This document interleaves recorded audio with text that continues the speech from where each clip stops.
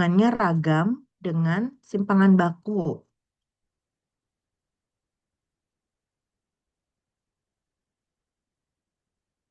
Ayo, apa hubungannya ragam dengan simpangan baku?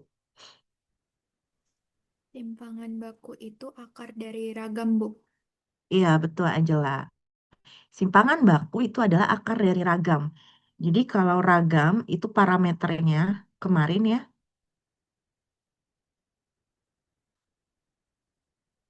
ini simpangan baku. Jadi kalau parameternya ragam itu sama dengan varians ya, yaitu sigma kuadrat. Sedangkan statistiknya itu adalah S kuadrat. Atau ini sama dengan sigma topi kuadrat gitu ya. Kalau simpangan baku, parameternya itu adalah sigma, begitu. Sehingga statistiknya itu adalah si S. Atau ini ekivalen dengan sigma topi. Nah, jadi nanti untuk pengujian ragam dan simpangan baku itu sama melalui prosedur yang akan kita pelajari. Jadi hanya ada satu. Nggak ada pengujian hipotesis untuk ragam, pengujian hipotesis untuk simpangan baku. Nggak ada. Jadi sama. Ini kita gunakan untuk menguji ragam dan simpangan baku. Sehingga nanti bentuk hipotesisnya, ingat kalau satu populasi selalu ada konstanta yang akan kita uji ya. Di hipotesisnya itu akan ada konstanta yang akan kita uji. Kalau misalnya kita mau mengujinya itu adalah menguji tentang ragam atau varians, maka nanti yang ada di hipotesisnya ini adalah si sigma kuadrat karena ragam ya. Sehingga nanti nilai yang akan dihipotesiskannya adalah sigma nol kuadrat. Tandanya seperti yang kita pelajari kalau satu arah ya bisa kurang dari sama dengan di H0-nya sehingga di H1-nya adalah lebih dari atau lebih besar sama dengan di H1-nya kurang dari. Kalau uji dua arah ya berarti sama dengan dan tidak sama dengan. Kamu bikin sendiri. Ya, itu clear. Jadi kalau kalian nanti hipotesisnya itu adalah ragam, kasusnya itu diminta menguji ragam, maka parameter yang ada di H0 itu adalah sigma kuadrat. Sehingga padanannya nanti adalah sigma nol kuadrat. Tapi kalau nanti yang di soalnya itu adalah simpangan baku, maka hipotesisnya bukan sigma kuadrat, tetapi sigma saja gitu. Ya, sekarang saya coba buka whiteboard dulu. Kadang yang membuat daring tidak fokus itu bukan nggak masuk ke otak kalian karena materinya susah, tapi kaliannya yang nggak fokus, ya nggak? Coba. Jadi kalau misalnya pengujian, tapi kalian bisa, kalian pinter ya. Tuh. Kalau di kelas bisa, harusnya di sini juga bisa karena punya kesempatan bertanyanya sama, sama-sama bisa bertanya ya. Kemudian ragam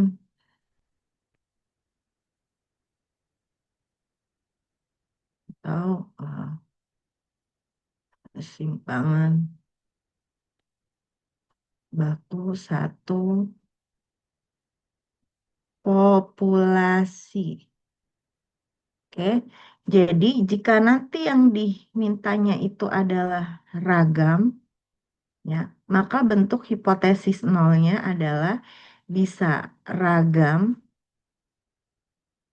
lebih besar, ups, lebih besar atau sama dengan sigma kuadrat nol, sehingga nanti, astagfirullah,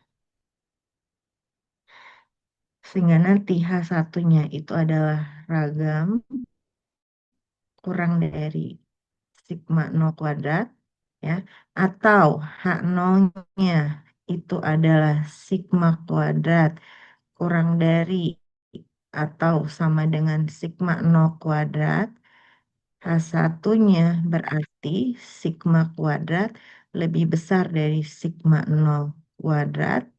Ini uji satu arah ya. Lalu yang terakhir adalah kalau ujinya dua arah. Maka H0-nya adalah sigma kuadrat sama dengan sigma nol kuadrat. H1-nya adalah sigma kuadrat tidak sama dengan sigma nol kuadrat. Kalau nanti yang di soalnya yang diminta itu atau yang dihipotesiskan gitu ya, yang ingin diuji itu adalah simpangan baku,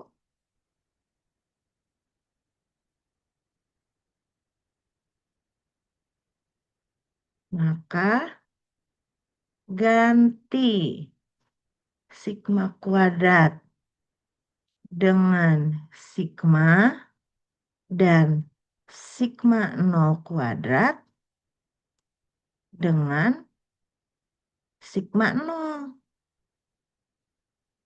Ya, tinggal ganti aja di sini posisinya. Sigma kuadratnya jadi sigma dan seterusnya gitu. Itu ekivalen, teman-teman. Logikanya kalau kalian menguji bahwa sigma kuadrat itu adalah lebih besar sama dengan 9, itu sebanding dengan menguji sigmanya itu lebih besar sama dengan 3 gitu. Makanya pengujian hipotesis ini berlaku untuk ragam dan juga untuk simpangan baku seperti itu ya. Di mana nanti sigma nol kuadrat atau sigma nol itu adalah konstanta ya yang diketahui. Nih, jadi jangan bingung lagi nanti nilainya berapa. Ya, pasti dia diketahui. Yang ada di soal yang ingin diuji itu adalah si sigma nol begitu ya. Kemarin di mu nol, di mu kita punya mu nol, di P kita punya P nol ya. Maka di sigma atau sigma kuadrat kita juga punya yang sigma kuadrat nol atau sigma nol. Nah, sekarang hipotesisnya sudah ya. Bagaimana dengan statistik ujinya sekarang? Kita lihat.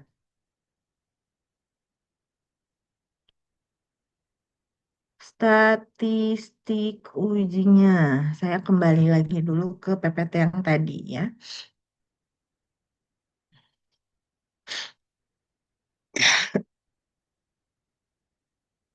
Oke. Sudah muncul PDF-nya? Sudah, Ibu. Oke. Statistik ujinya, kita punya statistik uji yang baru, teman-teman. Ini disebut sebagai chi kuadrat, ya, atau chi-square. Ini disebut chi-square atau chi kuadrat bahasa Indonesia yang terkenalnya. Jadi ini sebagai satu kesatuan, nggak ada cuman chi doang, nggak ada. Atau chi doang nggak ada. Dia statistik uji yang satu kesatuan dinamakan sebagai chi-square atau chi-square atau chi kuadrat, ya. Rumus ini diperoleh dari N dikurang satu dikali S kuadrat dibagi sigma nol kuadrat. N adalah banyaknya sampel, ya. S kuadrat itu adalah ragam atau varians dari sampel, oke. Kemudian sigma nol kuadrat adalah nilai ragam yang dihipotesiskan yang ada di H0. Ini berlaku baik yang ada di H0-nya itu adalah sigma kuadrat atau sigma. Ya, jadi mau ragam atau simpangan baku yang diuji nanti statistik ujinya sama ini. Jadi kalau misalnya nanti di hipotesisnya itu adalah sigma, maka kita akan bandingkan dengan sigma nol ya di hipotesisnya. Maka untuk mencari penyebut ini tinggal kuadratkan sigma nol yang ada di H0 gitu. Jadi itu berlaku juga untuk sigma, bukan hanya sigma kuadrat. Oke. Nah, C kuadrat hitung ini punya sifat atau karakteristik distribusinya sendiri. Ya, kita coba lihat karakteristik dari C kuadrat di buku Mario F. Triola. Oke.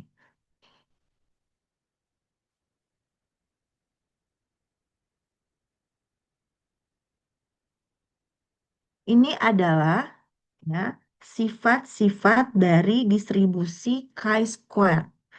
Pertama, bahwa nilai chi-square itu semuanya positif. Nah, bentuknya seperti ini distribusinya. Jadi dia agak melenceng ke kanan atau ada ekornya sebelah kanan di sini. Dia tidak simetris dan nilainya berada di samping angka 0. Jadi positif semua nilai tabelnya. Kemarin teman-teman belajar bahwa di tabel Z, di tabel T itu ada plus minusnya ya. Jadi ntar kalau sebelah kiri Berarti itu adalah nilai negatif dari tabel yang sebelah kanan, gitu. Atau sebaliknya, yang kanan adalah positif dari nilai sebelah kiri. Nah, kalau di chi-square tidak bisa seperti itu. Jadi dia nilainya tidak bisa plus minus seperti itu. Kenapa? Karena dia tidak simetris bentuk dari kurvanya. Oke. Nah, kemudian tadi nilainya semuanya positif. Nilai dari tabel chi-square, teman-teman, itu akan berbeda untuk setiap derajat bebasnya. Jadi, kalau kalian sudah mengenal tabel T, itu nilainya juga berbeda-beda untuk setiap derajat bebas, maka si chi-square juga sama. Nanti dia akan punya derajat bebas. Ya, dia akan punya derajat bebas. Nah, lalu nanti derajat bebasnya besarnya berapa? Besarnya adalah N dikurangi satu. Ya, N dikurangi satu untuk derajat bebasnya. Seperti di T ya. T itu N-1 untuk yang kasus satu populasi nilai rata-ratanya. Nah, kita coba lihat distribusi dari chi-square. Ini F. Nah, ini ya. Nah, muncul tidak buku Maria Estrella di layar kalian? Tabel chi-square. Betul, Bu. Ya. Tabel A4. Chi-square itu di buku Maria Estrella itu adalah tabel A4. Chi-square distribution namanya. Jadi, kalau kalian mau lihat nilai chi-square, kalian perlu paham bahwa kalian harus melihatnya dari area sebelah kanan titik kritis. Area sebelah kanan titik kritis. Telan dulu ya, nih. Pokoknya luas yang ada di kolom-kolom ini itu adalah luas sebelah kanan titik kritis. Dan yang bagian baris itu adalah derajat bebasnya, yaitu N dikurangi satu. Nanti kalian tinggal padankan ya derajat bebasnya yaitu N-1 dengan luas di sebelah kanan titik kritis. Maksudnya seperti apa? Kita buka lagi whiteboardnya. Nah, saya ulang lagi di sini bentuk statistik ujinya. Chi-square seperti ini, seperti lambda tapi besar. Oke, chi-square itu diperoleh dari N dikurang satu dikali S kuadrat dibagi sigma nol kuadrat. Oke, nah sekarang kita buat daerah kritisnya dulu, teman-teman.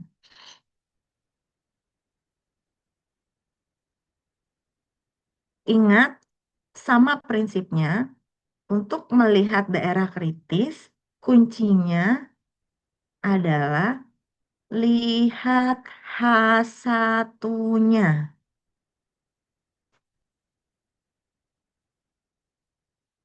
Oke, sekarang untuk hipotesis yang pertama di atas, nih yang ini saya tulis ya, di sini misalnya untuk hipotesis yang pertama, ini hipotesis yang kedua, yang kurang dari sama dengan, ini adalah hipotesis yang ketiga. Sekarang untuk hipotesis yang satu, daerah penolakannya sebelah mana untuk hipotesis satu ini? Sebelah kiri. Kiri. Oke, betul, sebelah kiri ya.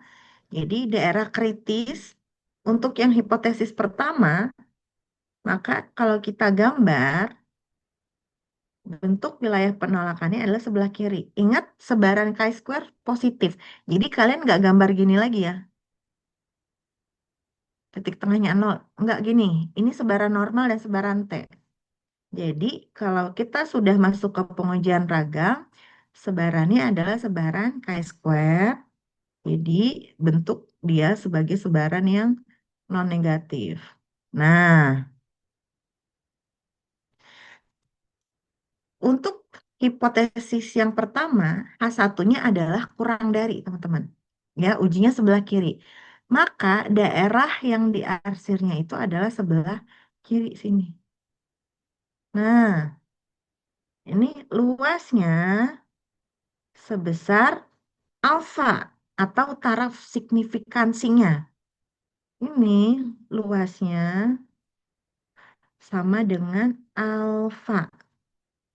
Kalau sebelah kiri ini luasnya sama dengan alfa, kira-kira Luas yang sebelah kanan ini berapa nilainya?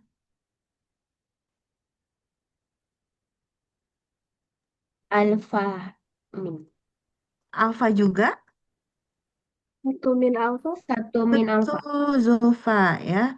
Ini luasnya adalah satu dikurangi alfa. Maka titik kritis dia di sini, ya, titik kritis di sini adalah titik kritis yang luasnya sebelah kanan. Jadi C kuadrat satu dikurang alfa. Karena posisinya sebelah kanan itu luasnya satu dikurang alfa.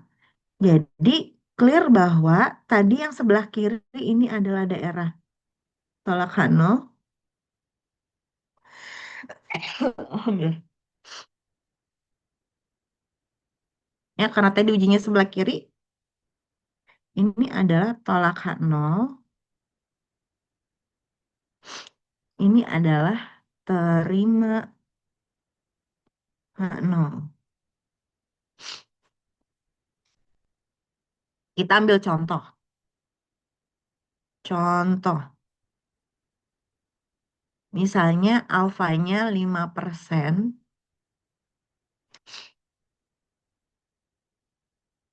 N-nya itu sama dengan 10, ya. N-nya sama dengan 10. Maka wilayah penolakan yang di sini, ya, kita gambar ulang. Oke. Luas yang sini sebelah kiri berapa? Berarti luasnya. Kalau alfa 5%, Lima ini persen. 0,05. oke, ini adalah 0,05. Ini adalah daerah tolak H0. Ya, ini luasnya adalah 0,05. Sebelah kanan luasnya berapa? 0,95. 0,95. 0,95. Oke, 0,95. Maka titik kritis di sini atau C kuadrat tabelnya itu adalah C kuadrat. Luas sebelah kanannya berapa? 0,95. Derajat bebasnya itu adalah 10 kurang 1, yaitu 9. Sekarang kita coba buka tabelnya. Tabel si chi-square. Area to the right of the critical value, tadi nilai kita adalah 0,95. Berarti lihatnya ini 0,95. Derajat bebasnya itu adalah 9. Nih, 9. Maka kita lanjutkan ke sini. Dapat nilainya adalah 3,325. Jadi nilai tabelnya adalah 3,325. Ini ya, 3,325. Bisa dipahami ya? Ini tolak H0, maka ini daerah terima H0. Nanti tinggal lihat dari statistik uji yang kita peroleh nih yang di atas. C kuadrat hitung kita itu berapa? Kalau C kuadrat hitung kita nanti di garis bilangan ini posisinya sebelah kiri dari 3,325, maka kita tolak K0. Kalau C kuadrat hitung kita posisinya ada di sebelah kanan, maka terima H0. Seperti itu. Jadi konsep daerah penolakannya masih sama seperti yang sebelumnya, hanya di sini sebarannya nggak simetris. Coba kita buat lagi untuk yang hipotesis yang kedua ya. Kita buat semuanya nih biar kalian puas. Hipotesis yang kedua itu H1-nya adalah sigma kuadrat lebih besar dari sigma 0 kuadrat. Berarti uji sebelah kanan. Hmm. Apa namanya? H1-nya sigma kuadrat lebih besar dari sigma 0 kuadrat.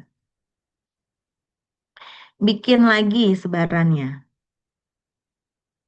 Ya. Maka karena dia lebih besar, yang kita arsir sebelah kanan. Maka ini luasnya sebesar alfa, teman-teman. Sehingga ini adalah daerah tolak H0 sebelah kanan. Ya, ini daerah terima H0. Maka luasnya adalah 1 dikurangi alfa. Berarti titik kritisnya ya atau si Z tabelnya Z tabel C kuadrat ya di sini. C kuadrat berapa nih? Luas sebelah kanannya berapa? 0,05. Oke, alfa di sini ya. Kita belum tentukan alfanya berapa. Jadi kalau 0,05 nanti kita tulis 0,05. Makanya C kuadrat alfa dengan derajat bebasnya adalah N dikurangi 1. Maka dengan kasus yang sama tadi, alfanya adalah 5%. Nah, lalu N-nya sama dengan 10, begitu. Maka kita buat di sini daerah kritisnya. Oke, ini luasnya adalah 0,05. Ini adalah daerah tolak H0. Ini adalah daerah terima H0. Maka di sini adalah C kuadrat 0,05 dengan dB-nya sama dengan 9. N dikurang 1. Ya, sekarang kita lihat tabel dari C kuadratnya. Luas sebelah kanannya adalah 0,05. Maka lihat yang ini, 0,05. dB-nya sama-sama 9 ya. Kita tarik ke sini. Maka ini adalah nilai tabelnya. 16,919. 16,919. Nanti cek lagi C kuadrat hitung kita. Posisinya di mana? Di daerah tolak H0 atau di daerah terima H0. Sekarang kita buat hipotesis yang ketiga. Di mana dia ujinya uji dua arah. Ya, bahwa sigma kuadrat itu tidak sama dengan sigma 0 kuadrat. Kita udah belajar kalau dia tidak sama dengan, maka wilayah penolakannya ada dua, sebelah kiri dan sebelah kanan. Di chi-square juga sama. Ya, cuman gambarnya agak sempit aja jadinya, karena kan dia positif ya. Jadi jangan simetris nanti gambarnya ya. Nah, jadi karena dia tidak sama dengan, maka wilayah penolakannya sebelah kiri ada, sebelah kanan juga ada. Luasnya sama, alfa per 2. Ya, biar kelihatan. Ini adalah alfa per 2. Sebelah sini juga alfa per 2. Ini daerah tolak H0. Ini juga daerah tolak H0. Yang tengah ini adalah daerah terima H0. Oke. Kalau di sebaran normal atau T kemarin, kita ada min Z gitu ya, alfa per 2 sama Z alfa per 2 gitu. Atau min T alfa per 2 dengan dB tertentu, lalu T alfa per 2 dB tertentu gitu ya. Artinya di sini indeksnya sama nih. Nah, kalau di chi-square beda, karena chi-square itu titik kritis yang kumulasinya itu sebelah kanannya luasnya. Makanya ini nggak bisa diterapkan untuk yang Z dan T di sebaran chi-square. Kita bisa, misalkan, ya ini kan ada titik kritisnya ada dua, sebelah kiri dan sebelah kanan. Dan indeksnya pasti berbeda. Kalian boleh, misalkan yang sebelah kiri ini adalah C kuadrat L, artinya left, ya sebelah kiri. Yang sebelah kanan ini adalah C kuadrat R, right, gitu. Nah, sekarang ingat tadi bahwa itu menyatakan luas sebelah kanan titik kritisnya. Untuk yang C kuadrat left, luas sebelah kanan dia berapa berarti, teman-teman?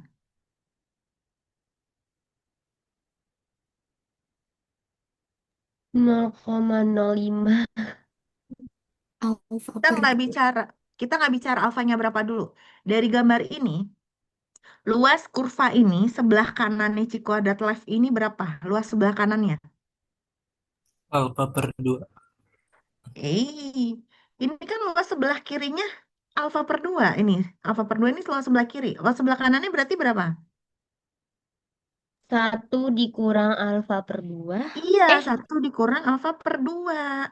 Ini kan luas sebelah kirinya ini teman-teman nih. Sebelah kiri C kuadrat left ini kan ini luasnya nih. Ya, alfa per 2. Jadi luas sebelah kanannya total nilai peluang, total luas kurva yaitu 1 dikurangi alfa per 2. Jadi C kuadrat dari 1 dikurang alfa per 2 dengan derajat bebasnya. Sekarang, kalau yang warna biru ini, yang sebelah kanan, ya, luas sebelah kanannya itu adalah alfa per 2. Maka langsung C kuadratnya adalah C kuadrat luas sebelah kanannya, yaitu alfa per 2 dengan derajat bebasnya yang sama, yaitu N min 1. Paham tidak? Ayo, kalau nggak paham bilang. Ibu, Ya, kenapa yang sebelah kiri itu satu dikurang? Enggak yang sebelah kanan yang satu dikurangnya.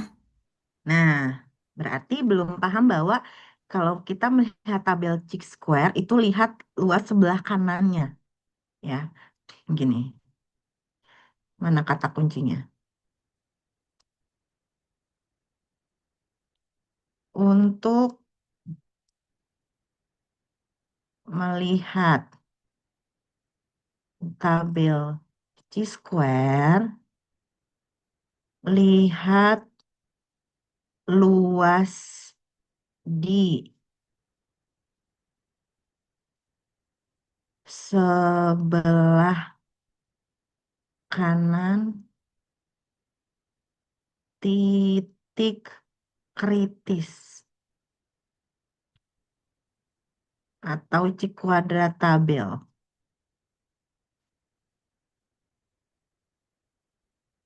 Kata kuncinya nih, sebelah kanan titik kritis.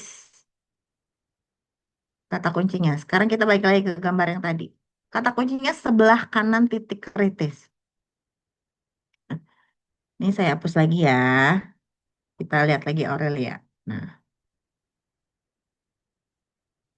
sekarang fokus yang C kuadrat L. Ya, ini anggap nggak ada. Yang right-nya anggap nggak ada. Ya, karena kita nggak berbicara sebaran yang simetris ya. Jadi anggap yang right-nya nggak ada. Kita hanya fokus yang di L. Luas atau titik kritis itu yang ini. Ini adalah namanya titik kritis. Sekarang saya tanya, luas sebelah kiri titik kritis itu berapa luasnya? Alfa per 2. Oke, alfa per 2 luas kiri. Jadi kalian jangan beranggapan luas di sini adalah luas daerah tolak nol. Bukan, ya, tapi luas kurva. Oke, jadi luas kurva di sebelah kiri itu adalah alfa per 2.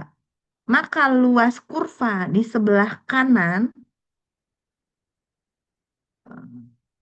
di sebelah kanan dari titik kritis, itu berapa? Satu dikurang alfa per 2. Iya, 1 dikurang alfa per 2. Jadi luas ini bukan luas yang daerah di arsirnya ini ya teman-teman ya. Yang maksudnya untuk mencari titik kritis itu adalah luas kurva secara keseluruhan.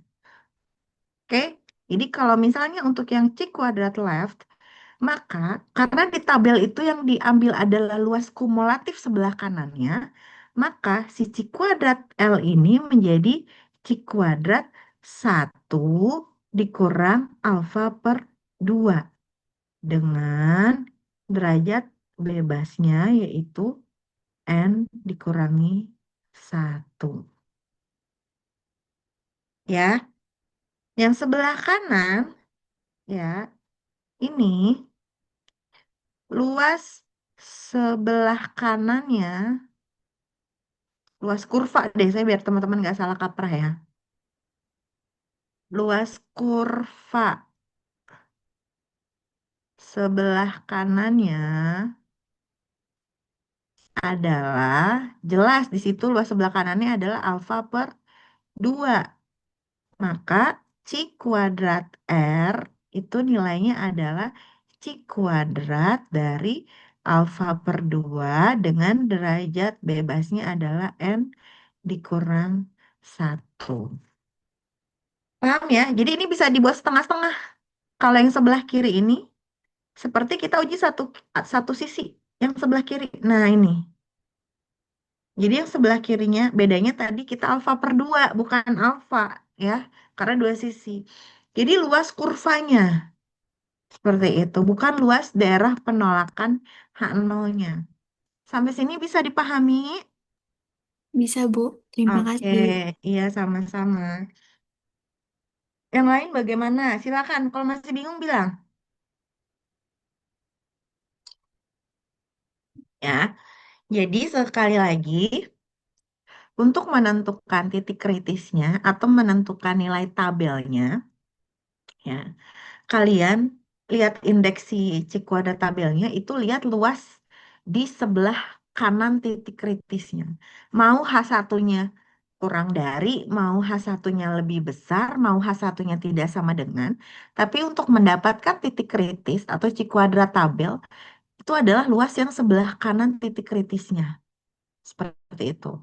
Ya, jadi kalau kita punya di sini alfanya 5%, kita coba buat ya. Jika alfanya sama dengan 5%,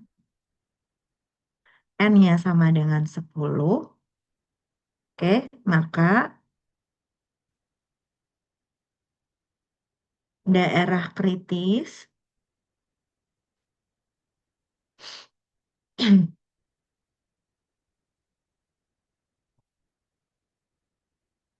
jangan 5% deh, biar agak beda. 1% ya. Oke, ya. Saya buat yang besar biar teman-teman.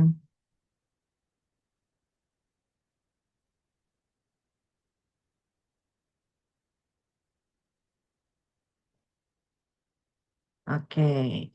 H1-nya tadi tidak sama dengan, ya. Maka yang luas ini daerah penolakan H0-nya, kiri dan kanan. Tulis dulu, nggak apa-apa. Tolak H0. Ini juga tolak H0. Maka yang ini adalah daerah terima H0. Alfanya 1%. Maka yang bagian sebelah kiri, ini daerah penolakannya luasnya adalah 1 dibagi 2. 1% dibagi 2, 0,005. Betul ya? Ini juga luasnya 0,005. Maka untuk C kuadrat yang left sebelah sini, ya, luas sebelah kanan dia berapa? 0,995. Oke, 0,995 dengan derajat bebasnya adalah N dikurang 1. Ini disebut juga sebagai C kuadrat left. Dari mana 0,995? 1 dikurang alfa per 2. Oke, betul Mutiara. 1 dikurang alfa per 2 atau 1 dikurang 0,005. Ini adalah alfa per 2. Ya, karena kita punya ujinya dua sisi. Maka yang sebelah kanan di sini, C kuadratnya C kuadrat berapa? 0,005. Oke, 0,005. Dengan derajat bebasnya adalah N dikurang 1. Ini kita sebut sebagai C kuadrat right atau sebelah kanan. Ya, mari kita coba lihat-lihat tabelnya. Nah, ada tuh 0,995 ya, di paling sebelah kiri di situ.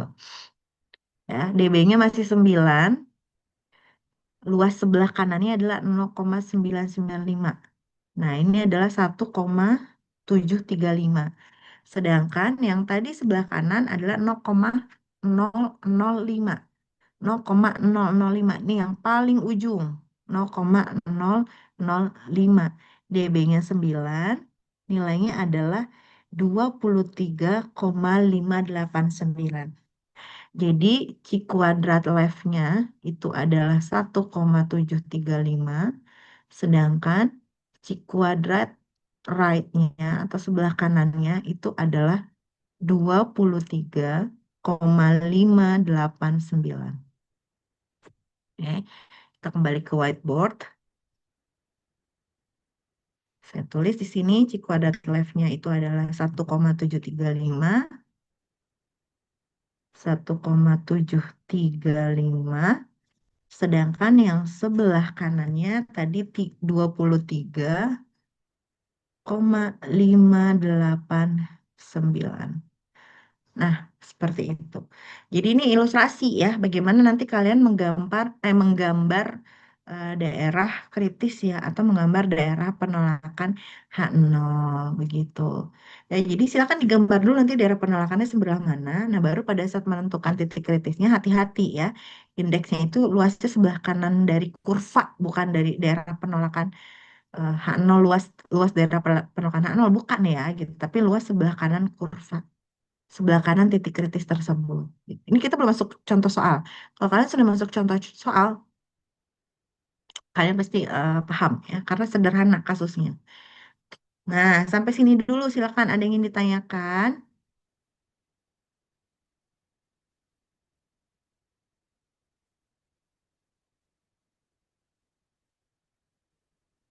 Tidak ada. Oke, kalau tidak ada, kita coba lihat contohnya ya.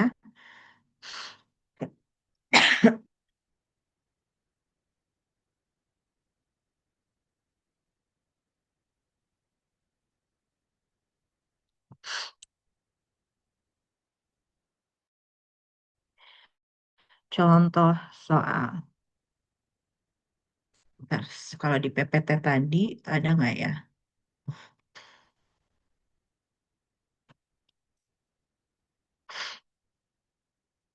Ada nih. Hmm.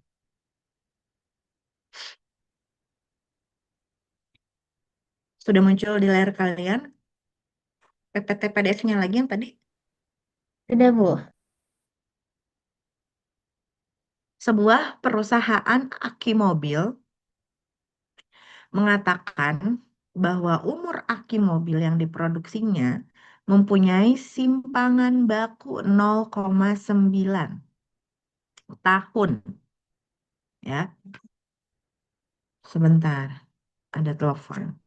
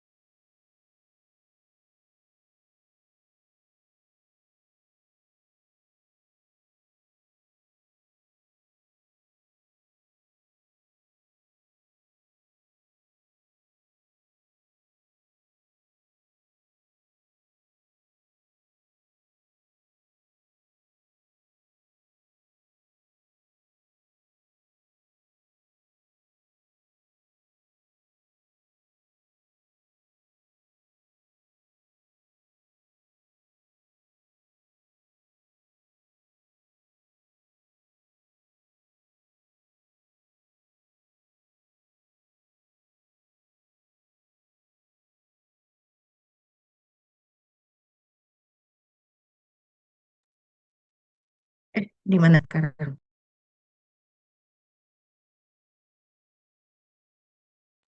Sekarang di PPT PDF ya, teman-teman? Iya, Ibu. Oke, ya. Saya ulangi soalnya. Sebuah perusahaan aki mobil mengatakan bahwa umur aki mobil yang diproduksinya mempunyai simpangan baku 0,9 tahun. Bila suatu contoh acak 10 aki menghasilkan simpangan baku 1,2 tahun, apakah menurut Anda simpangan baku dari populasi itu lebih dari 0,9 tahun? Nah, di soal ini jelas sekali di situ kalian sudah bisa melihat bahwa ditulis S itu berapa, sigmanya itu lebih besar dari sekian begitu ya. Sehingga kalian bisa mendefinisikan apa saja di sini. Pertama, 10 aki, sampel acak, contoh acak 10 aki, jelas itu adalah N-nya sama dengan 10. Dari sampel acak sebanyak 10 menghasilkan simpangan baku 1,2 tahun. Maka ini merupakan simpangan baku sampel. Simpangan baku sampel itu notasinya adalah S. Maka kita tahu S-nya 1,2. Berikutnya, 0,9 tahun ini disebut apa, teman-teman? Mu nol, Bu. Mu? Sigma. Sigma, sigma nol. Iya, Sigma. betul. Sigma 0 ya. Nilai yang dihipotesiskan, teman-teman. Sigma nolnya adalah 0,9. Nah, sekarang kita lihat, apakah menurut Anda sigmanya lebih dari 0,9? Maka pernyataan sigma lebih dari 0,9 ini adanya di H0 atau di H1? H1. Satu. Satu. Oke, ini adalah H1-nya. Sigma lebih besar dari 0,9 sehingga H0-nya adalah sigma kurang dari atau sama dengan 0,9. Teman-teman, ini setara atau ekivalen dengan H0 sigma kuadrat itu kurang dari atau sama dengan 0,81, yaitu 0,9 kuadrat. Dan setara dengan H1-nya, sigma kuadrat lebih dari 0,81. Ya, jadi kalian boleh menuliskannya dalam bentuk ragam seperti ini, boleh gitu ya. Atau dalam bentuk tetap sigma seperti pertanyaan ini juga boleh. Karena ini sebanding gitu atau ekivalen ya. Jadi kalian jangan takut. Makanya enaknya adalah materi ini itu bisa digunakan langsung untuk dua buah parameter, yaitu ragam dan simpangan baku. Sekarang kita coba hitung ya, kita analisis lebih lanjut. Saya kembali ke whiteboard lagi. Jadi diketahui tadi kita punya N-nya sama dengan 10, S-nya adalah 1,2 dan sigma nolnya itu adalah 0,9. Tentukan saja alfanya misalnya 5% ya. Tadi di soalnya nggak ada. Alfanya adalah 5%. Maka hipotesisnya, tadi kalian sudah bisa membedakan ya, mana H0 dan mana H1. H0-nya adalah sigma kurang dari atau sama dengan 0,9. A1-nya adalah sigma lebih besar dari 0,9. Ya, ini sama dengan H0-nya sigma kuadrat kurang dari atau sama dengan 0,81. Ups.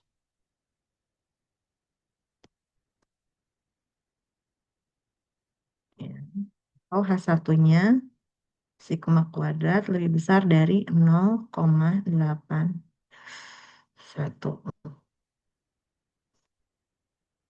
Ya. Tulis alfanya adalah 5%. Maka statistik ujinya sekarang. Kita pakai chi-square atau C kuadrat hitung ya. Yang mana dia adalah N dikurang 1 dikali S kuadrat dibagi sigma 0 kuadrat. Gitu kan tadi di atas rumusnya. kalau teman-teman lupa. Nah, ya, si kuadrat hitung adalah N min 1 dikali S kuadrat dibagi sigma 0 kuadrat. Kembali lagi. Ya, sekarang kita hitung. N-nya tadi adalah 10, maka 10 dikurang 1 dikali S-nya tadi 1,2. Ya, 1,2 kuadrat dibagi sigma nolnya adalah 0,9. Sedangkan di sini adalah sigma 0 kuadrat. Maka 0,9 kuadrat. Nah, kita hitung ya. Jadi 9 dikali 1,2 kuadrat itu adalah 12,96 dibagi 0,81.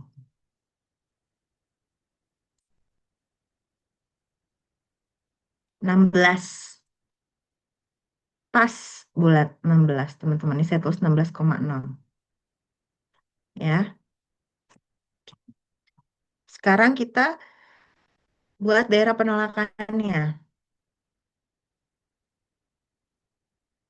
atau daerah kritisnya.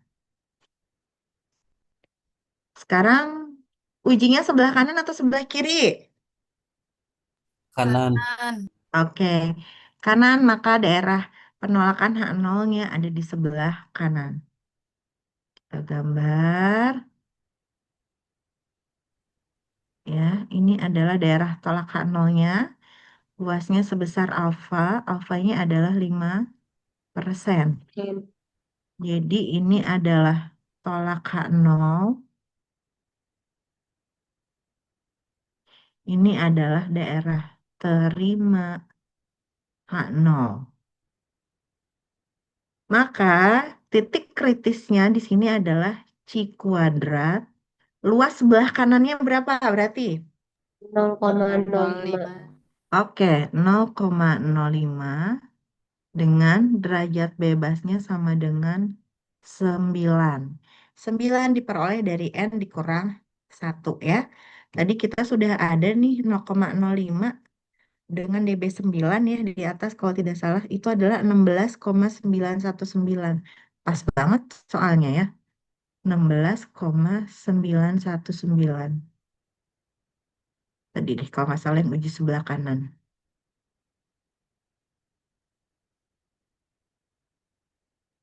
Hmm. Nah ini ya, seperti contoh tadi. N-nya 10, 5%, sebelah kanan 16,919. Tipis ya. C kuadrat hitung kita 16. Titik kritisnya adalah 16,919. Berarti kita tolak atau terima H0, teman-teman. Tolak. Coba. Terima. Di sini 16,9. C kuadrat hitung kita 16. Berarti sebelah kiri ya. Mungkin di sini tipis sekali dia. C kuadrat hitungnya. Itu adalah 16,00. Nah, jadi karena, aduh, jari saya nih kayak udah agak-agak kebas. Ini saya ketik ya. Karena, tapi nggak bisa simbol. Oke, karena si kuadrat hitung kita, ya, kalau di garis,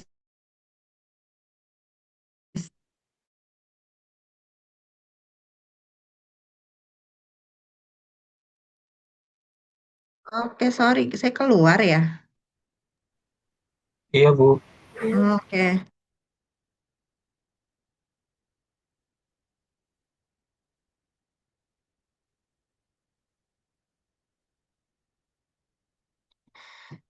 jadi kalau kalian lihat di garis bilangan tersebut, karena si kuadrat hitungnya kurang dari si kuadrat 0,05 dengan dB 9, maka terima H0. Oke, sekarang kesimpulannya.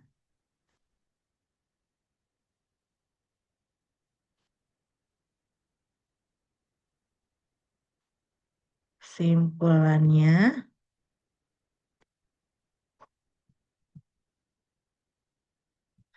berdasarkan data yang dimiliki, Masya Allah.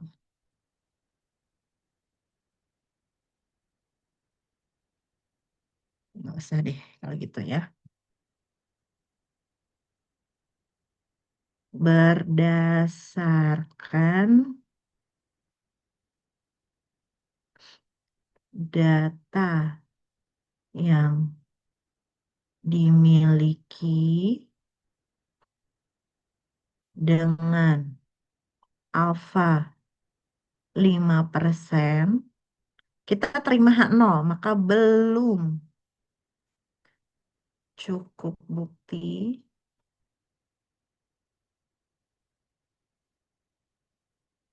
untuk menolak H0.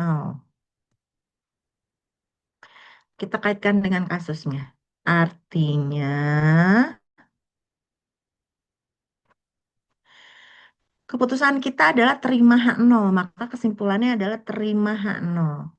Terima H0 berarti sama saja menerima bahwa si ragam itu kurang dari atau sama dengan 0,9, sorry, simpangan baku itu kurang dari sama dengan 0,9 atau ragamnya kurang dari atau sama dengan 0,81. Ya, jadi kalau tadi di soalnya, apakah menurut Anda sigmanya itu adalah lebih dari 0,9?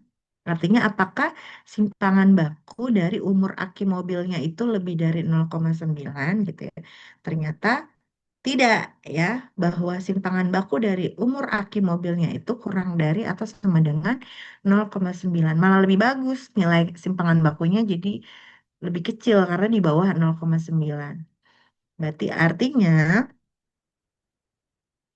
simpangan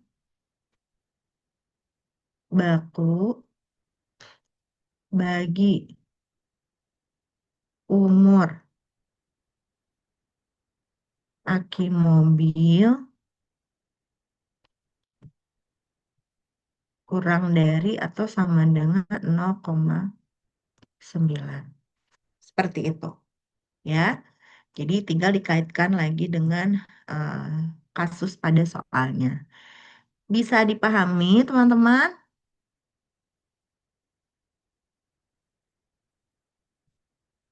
Pahamkah? Ada yang ingin ditanyakan? Silakan. Bu, saya mau nanya. Boleh. Itu yang di bagian kesimpulan, kesimpulannya kurang dari, Bu. Bukannya lebih besar dari. Sorry. Kita terima H0 ya? Kita kan terima H0. Kalau terima H0 kan kurang dari sama dengan.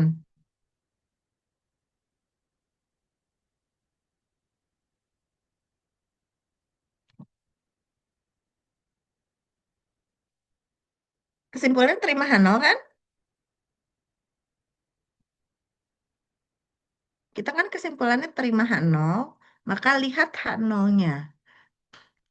Dilihat H0-nya bahwa sigmanya itu kurang dari atau sama dengan 0,9. Maka simpangan bakunya kurang dari atau sama dengan 0,9. Seperti itu. Baik, Bu. Terima kasih, Bu. Iya, sama-sama Perdi. Ya, karena di soal tadi diketahuinya itu adalah yang lebih dari 0,9. Kalau lebih dari 0,9 kan masuknya di H1 ya. Jadi dia masuk ke H1 dulu nih. Baru kita bisa nentukan H0-nya. Lawan dari lebih dari itu adalah kurang dari atau sama dengan. Seperti itu. Silakan ada yang mau bertanya lagi.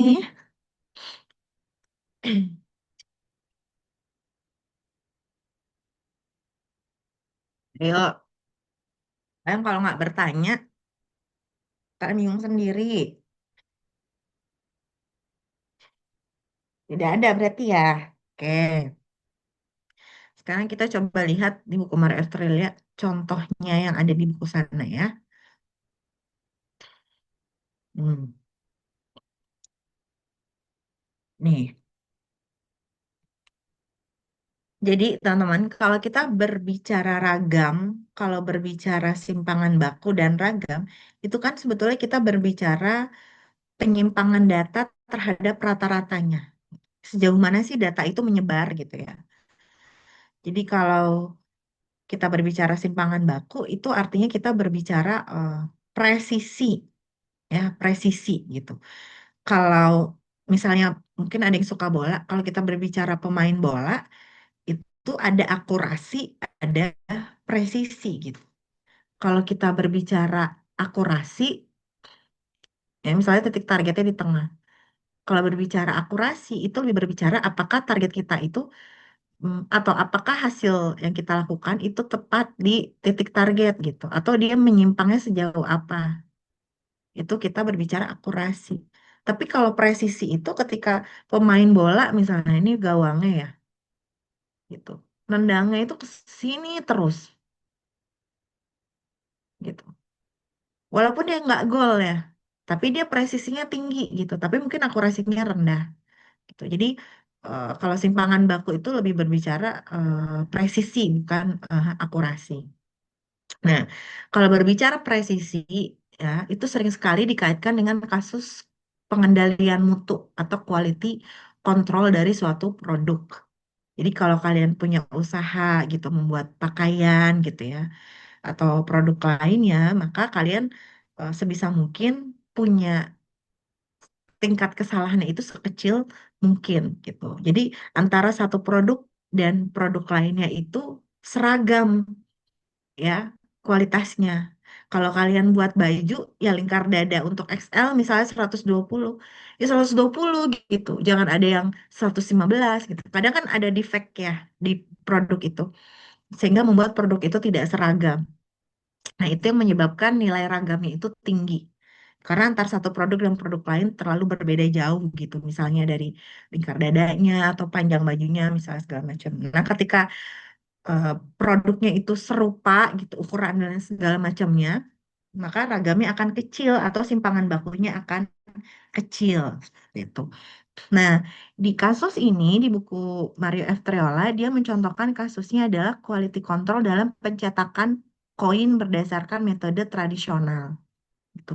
Jadi dia mencetak koin yang diharapkan bahwa nilai rata-ratanya itu adalah acceptable ya, tapi dia juga ingin antara satu koin dan koin lainnya bobotnya itu sama gitu ya. Jadi kesalahannya itu sekecil mungkin atau produknya itu yang dihasilkan itu konsisten dari segi kualitasnya.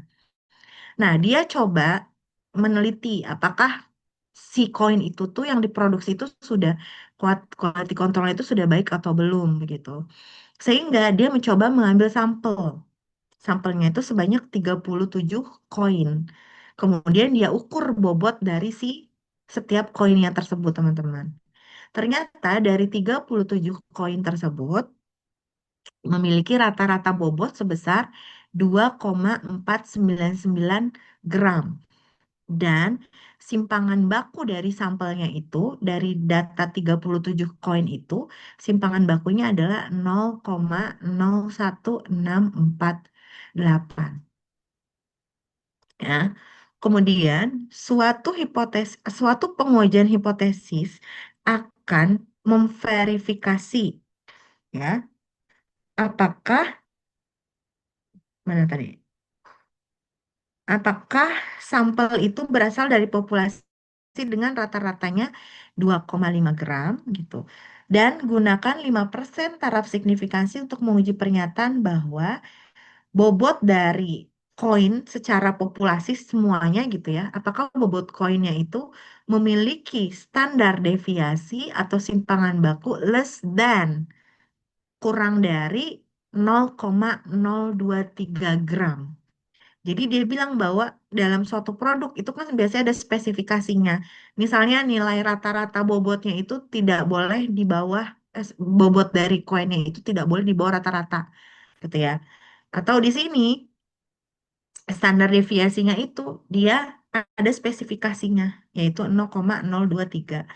Nah, apakah si koin yang dihasilkan itu memiliki simpangan baku kurang dari 0,023? Nah, jelas di sini bahwa M-nya kita punya 37 ya. Lalu kita juga punya X bar tapi tidak dipakai di sini untuk pengujian ragam atau simpangan baku.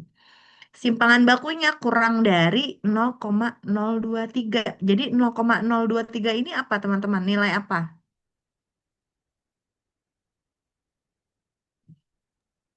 Sigma nol. Iya, betul Angela. Nilai sigma 0 ya. Jadi kalau kalian sudah membaca kalimat ya yang satu kesatuan dengan taraf signifikansi sekian, ujilah pernyataan bahwa bobot dari populasi koin tersebut memiliki simpangan baku 0,023. Oh, berarti ini nilai apa namanya simpangan baku yang akan dihipotesiskan karena sudah berbicara bobot populasinya. Ya, maka kita bisa lanjutkan.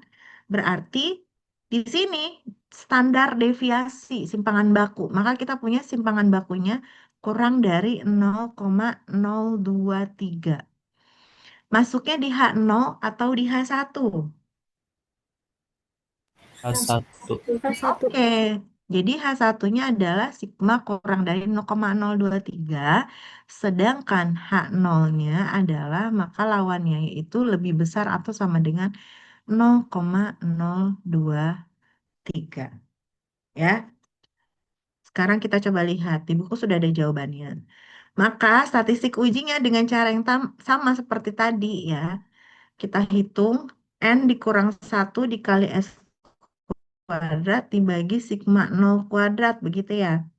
Di sini N-nya 37 dikurang 1 S kuadratnya tadi berdasarkan data sampel, dia katakan di soalnya, diperoleh bahwa simpangan bakunya itu adalah ini 0,01648.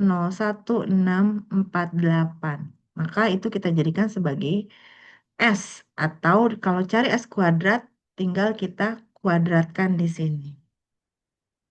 Nah, sigma 0 kuadratnya tadi 0,023 ya, sehingga diperoleh cik kuadratnya adalah 18,483. Sekarang buat daerah penolakan H0-nya. Ujinya sebelah kanan tadi ya, H1-nya, sorry kiri. H1-nya adalah sebelah kiri. Berarti daerah penolakan H0-nya sebelah kiri, ini yang warna merah ya. Luasnya adalah 0,05. Berarti titik kritisnya di sini nih.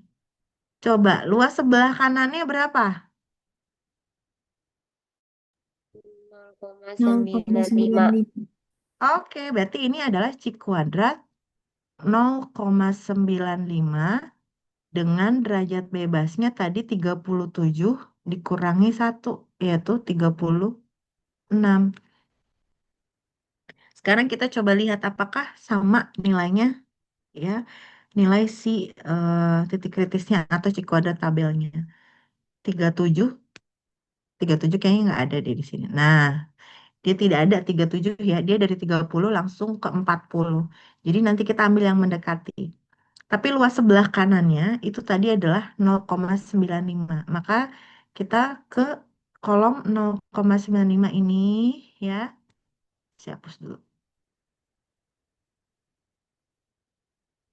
0,95. 37 di sini tidak ada. Nah, tapi di antara 30 dan 40, 37 itu lebih dekat ke 40. Jadi kalian boleh menggunakan atau memilih yang 40 ya. Jadi 40, 1, 2, 3, 4. Nah, inilah kira-kira nilainya 26,509. Nah, agak beda dengan yang di buku. Kenapa? Karena dia dapatnya dari software. Jadi sebetulnya exactnya itu 23,269. Tetapi berdasarkan tabel yang kita punya ada keterbatasannya, tidak ada angka 37 di sini. Maka kita ambil yang lebih mendekati ya.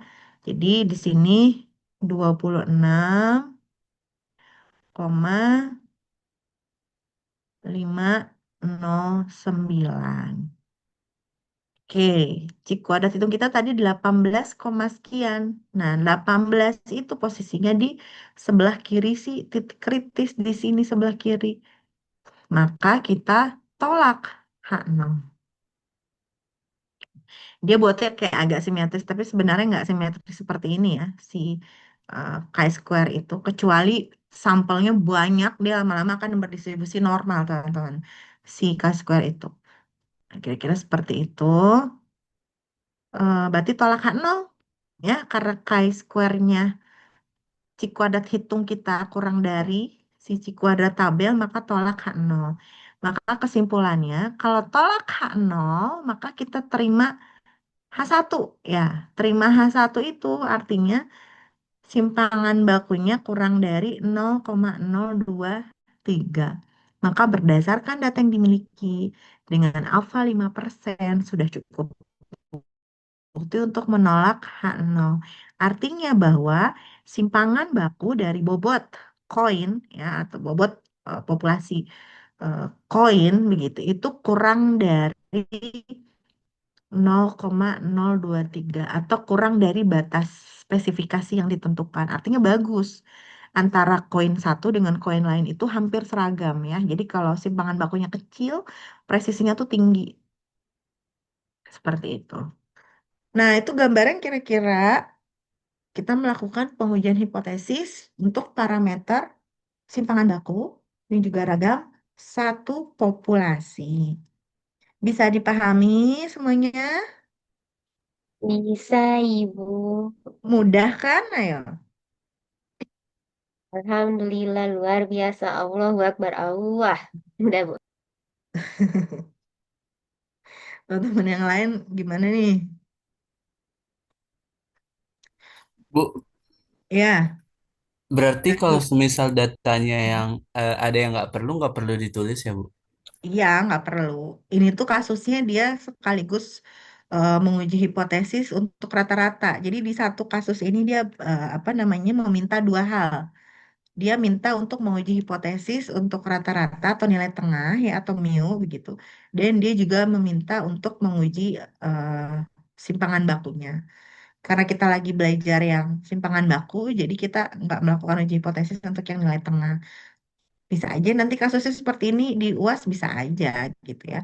Yang penting teman-teman bisa paham prosedur yang seperti yang kita sudah pelajari gitu. Perdi. Eh, Berarti setiap soal itu bakal diketahui Mhm. semua ya, Bu? Diketahui, ada yang diketahui secara langsung, ada yang diketahui tidak secara langsung. Contohnya tidak diketahui secara langsung gimana? Kalau misalnya kalian diberikan datanya data mentah, raw data, ya. Kalau ini kan soalnya dari tadi kita sudah peroleh nilai simpangan bakunya itu langsung dikasih tahu berapa gitu ya. Tapi nanti memungkinkan kalau misalnya soalnya itu raw data. Jadi misalnya dari 10 sampel, tadi 10 aki misalnya. Nah ini ya 10 aki. Nanti dia jembreng di sini datanya. Data ke satu berapa simpangan bakunya, sorry datanya umur akinya berapa. Lalu data aki yang kedua umurnya berapa, umur aki yang ketiga berapa, sampai aki yang ke-10 gitu. Ya, jadi baru nanti kalian cari rata-ratanya, kalau menguji rata-rata, kalian cari simpangan bakunya gitu. Karena kan kemarin di buku ada soal yang raw data seperti itu ya, Perdi. Iya, pernah, Bu. Gitu. Jadi kalau ditanya apakah semua informasi akan diketahui di soal, ya akan diketahui semuanya di soal. Saya juga capek kalau ujian nanti kalian nanya semua buku ini nggak ada, ini nggak ada gitu ya. Jadi pasti ada di soal. Hanya nanti eh, apakah semuanya langsung diberikan bulat-bulat? Nah, itu belum tentu. Ya, bisa jadi datanya yang diberikan adalah data gelondongan gitu. Nanti kalian cari statistik yang dibutuhkan. Seperti itu. Tapi Pasti datanya alfa. tetap data tunggal kan, Bu? Nggak data kelompok. Iya, data tunggal. Ya, data tunggal. Oke. Ada pertanyaan lagi? Untuk tabel C-nya, Bu. Tabelnya ini. Ya, kan itu masih ada yang kurang lengkap. Kayak si N kurang satunya ada yang satu, Mm-mm, terus 39-nya nggak ada gitu langsung ke 40. mm-mm, Itu untuk mm-mm. misalnya nanti di UAS, kita dapat dari apa namanya dari ibu atau kita nanti ngeprint gitu ibu?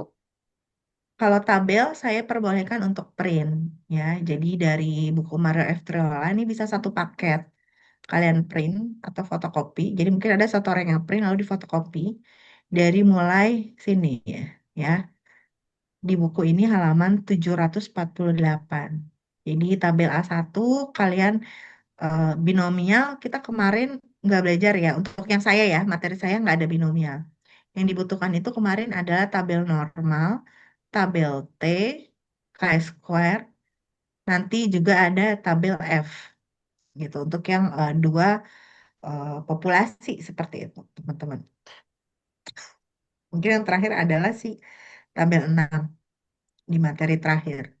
Jadi silakan di print ya, di fotokopi. Kalau yang tidak ada yang nilainya sama persis, maka gunakan pendekatan tadi ya. Jadi kalau tidak ada di nilai tertentu, kalian cari yang nilainya lebih dekat di DB-nya tersebut. Tidak apa-apa. Makanya kalau saya tidak biasanya tidak memberikan di soal, karena itu bisa menjadi kadang bisa membantu, tapi kadang juga bisa membuat overthinking kalian. Gitu. Saya nggak sukanya yang kedua. Atau kalau misalnya kalian gitu, kok beda ya gitu misalnya. Lalu kalian panik segala macam, mungkin jadinya nunggu jawaban teman kalian dan lain sebagainya. Jadi mending silakan kalian cari berdasarkan tabel. Bu, misalnya kalau saya mau print tabel lain, misalnya dari referensi lain, ya silakan aja ya, silakan saja, tidak apa-apa gitu.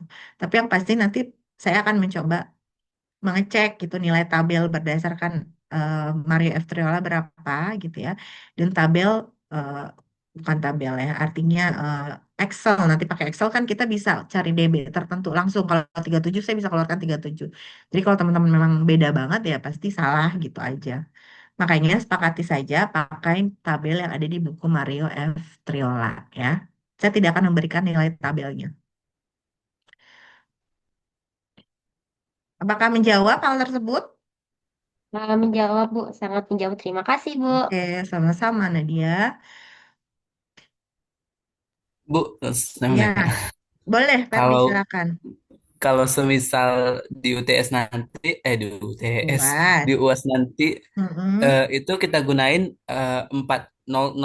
4 di belakang koma atau mm-mm. semuanya, makanya. Oke, kalau saran saya eh, minimal tiga, jadi tiga atau empat lah itu sudah cukup. Karena nilai tabel itu kan dia tiga angka di belakang koma nih, ada yang tiga angka. Kemudian kalau di tabel Z itu untuk nilai Z-nya itu kan dua angka di belakang koma ya maksimal di sini negatif 3,40 negatif 3,41 gitu. Tapi kalau dalam perhitungannya dalam proses nanti menghitung Z segala macam eh, empat aja ya. Tapi untuk hasil akhirnya boleh dua boleh tiga gitu. Tapi dalam proses perhitungannya jangan langsung dibulatkan dua atau satu ya teman-teman biasanya nanti mempengaruhi hasil akhirnya. Itu Perdi Terima kasih, Bu. ya sama-sama. Ada lagi pertanyaannya? Sekarang saya berikan pilihan.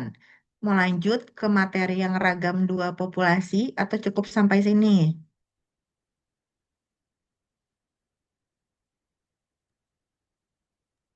Ikut yang lain. Ayo, soalnya dari tadi kayaknya yang menjawab itu-itu aja nih. Saya nggak tahu yang lainnya menyimak atau tidak nih. Materinya sebetulnya sedikit, ya sedikit gitu. Makanya saya coba tawarkan. Lanjut aja ya. Boleh. Oke? Oke. Oke. Lanjut ya. Coba perhatikan. Tadi itu adalah materi untuk kasus satu populasi ya. Jadi kita akan membandingkan nilai ragam atau simpangan baku dengan ragam atau simpangan baku nolnya. Begitu. Yang terakhir di materi ini ya, itu adalah kalau kita ingin membandingkan dua buah ragam populasi, teman-teman. Atau ragam dari dua buah populasi. Sebetulnya bentuk hipotesisnya ya seperti pada rata-rata atau nilai tengah dan juga pada proporsi yang kasusnya dua populasi. karena tujuannya itu kita ingin mengcompare, kita ingin membandingkan, berarti dalam hal ini simpangan baku atau ragam ya, maka kita akan membandingkan ragam satu dengan ragam dua gitu. Atau simpangan baku satu dengan simpangan baku dua. Ya. Sehingga nanti seperti tadi di whiteboard saya tulis, kalian tinggal ganti saja sebelah kirinya adalah sigma satu kuadrat, sebelah kanannya sigma 2 kuadrat, atau sigma satu yang sebelah kiri, yang sebelah kanannya misalnya sigma 2. Ya, intinya kalau kita berbicara dua populasi, maka kita punya dua buah parameter yang akan kita bandingkan. Jadi nggak ada si sigma nolnya tuh udah nggak ada lagi. Ini salah, ini harusnya sigma 2 kuadrat. Ya, sekarang kita coba lihat dulu statistik ujinya. Nah, statistik ujinya berbeda lagi. Ya, jadi kalau di kasus satu populasi, kita lihat statistik ujinya adalah chi-square atau chi kuadrat. Tapi kalau di kasus dua populasi, sekarang kita akan menggunakan yang namanya distribusi F. Jadi F hitung namanya, teman-teman. Ada yang menuliskannya, biasanya umumnya adalah F-nya besar. F hitung. Ya. F hitung itu rumusnya adalah rasio dari nilai ragam yang lebih besar, ya, nilai ragam sampel yang lebih besar dibagi dengan nilai ragam sampel yang lebih kecil. Jadi kalau kita punya dua populasi, ini populasi satu, ini populasi dua, maka dia punya ragam satu kuadrat atau sigma satu kuadrat, ini sigma 2 kuadrat.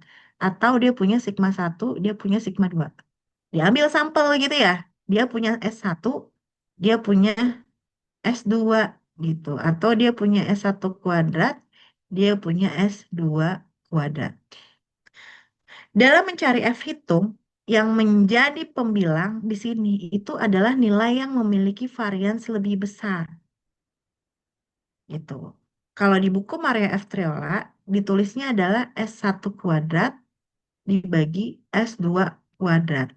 Dengan asumsi bahwa S1 kuadrat itu nilainya lebih besar dari S2 kuadrat. Sesimpel itu statistik ujinya. Jadi hanya membandingkan ragam sampel dari populasi pertama dengan ragam sampel dari populasi kedua. Ya, kembali lagi diingatkan, bagian pembilang ini adalah ragam sampel yang nilainya lebih besar dibandingkan dengan ragam sampel dari yang lainnya, seperti itu. Nah, kalau kita sudah dapatkan F hitungnya, maka tadi untuk membentuk daerah penolakan, kita bandingkan F hitung kita dengan F tabel. Jadi, teman-teman sekarang bertambah satu ilmu lagi, distribusi F namanya. Ya, sekarang kita coba lihat ke buku Maria F. Triola dulu.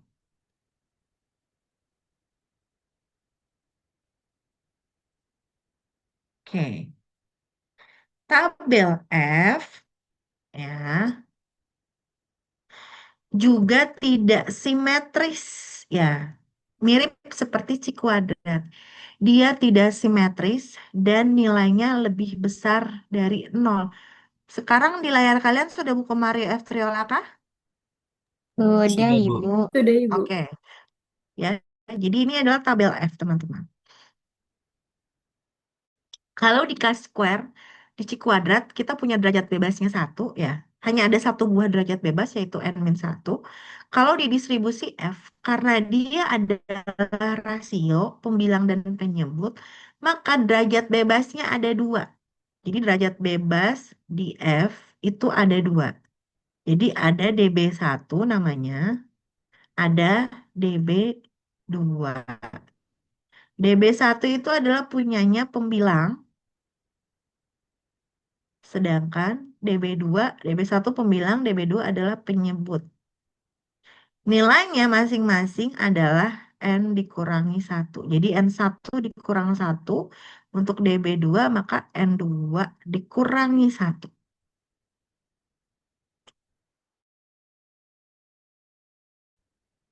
Nah, bagaimana kita menemukan titik kritis bagi F, ya, titik kritis bagi F atau daerah penolakannya nanti. Untuk uji 2A, ya, melihat nanti daerah penolakannya kita bagi dua seperti tadi, kanan kiri. Yang di tabelnya kita cukup lihat sisi yang sebelah kanan aja. Maka itu menjadi daerah penolakan H0. Lalu ada kasus khusus di uji F ini. Karena kita sudah menetapkan bahwa si pembilang itu adalah varians yang lebih besar dibandingkan dengan yang penyebut, maka nanti apapun bentuk H1-nya, apapun ya, apapun bentuk H1-nya, mau dia tidak sama dengan, mau dia lebih dari, mau dia kurang dari, keputusannya adalah tolak H0, tolak H0 jika F hitung kita lebih besar dari F tabel. Nah, ini kasus khusus untuk pengujian dua ragam. Saya ulangi, ya. Jadi, untuk mencari titik kritis, kita lihat H1, betul lihat H1. Tapi apapun H1-nya nanti, mau tidak sama dengan, mau lebih besar, mau kurang dari, wilayah penolakannya sama. Pokoknya tolak H0 kalau F hitung kita itu lebih besar dari F tabel. Yang mana F tabel ini adalah F alfa, luas sebelah kanan sini alfa, ya. Lalu derajat bebas satunya adalah N1 dikurang 1. Derajat bebas duanya itu adalah N2 dikurangi 1. Gitu. Jadi kalau uji dua arah pun begitu ya, maka alfa yang di sini kita bagi 2, yaitu alfa per 2.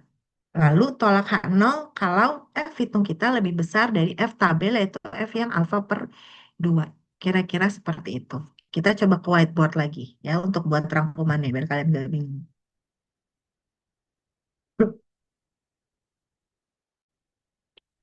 Pengujian kasus kasus khusus ya untuk perbandingan dua ragam teman-teman. Pengujian ragam dua populasi.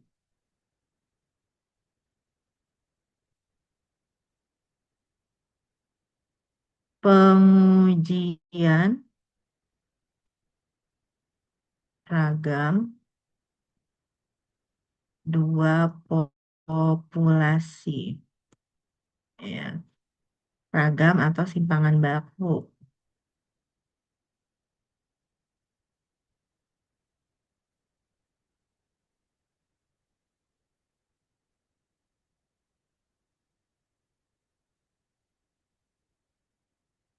Jadi bentuk H0-nya,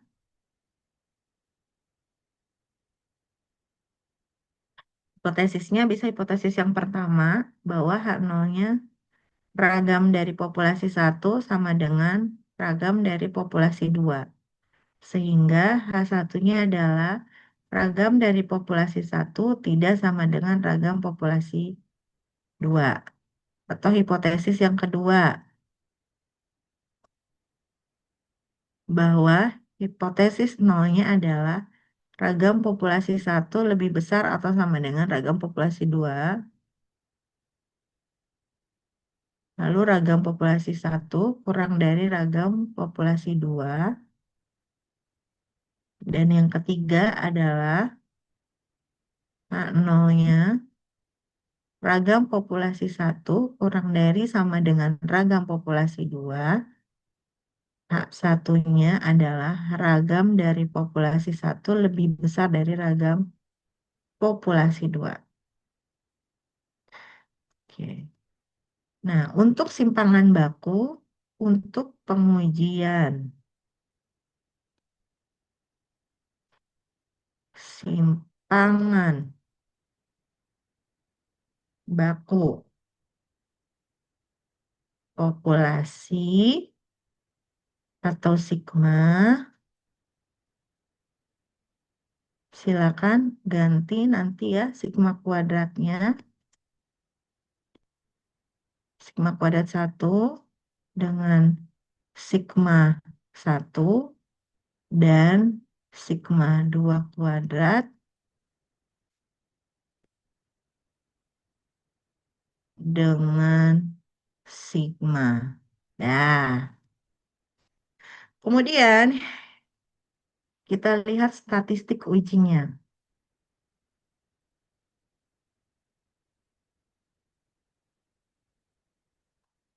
Statistik ujinya disebut sebagai F hitung. F hitung adalah rasio dari S1 kuadrat dibagi S2 kuadrat. Ya, rumus dari S kuadrat lihat lagi di catatan sebelum UTS. Ya, lihat rumus ragam sampel seperti apa. Syaratnya, dengan catatan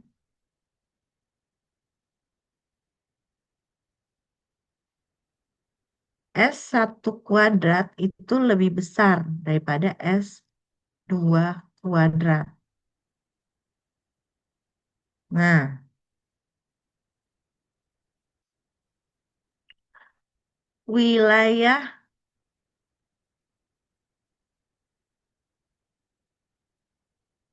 penolakan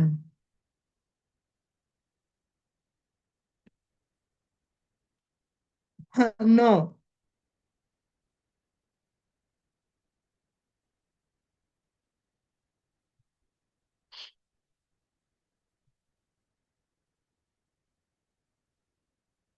apapun hak satunya tolak H0 jika F hitung lebih besar dari F alfa eh, derajat bebas 1 derajat bebas 2 ya, di mana DB1 adalah N1 dikurang 1 dan DB2 adalah N2 dikurangi 1. Kita coba lihat contohnya.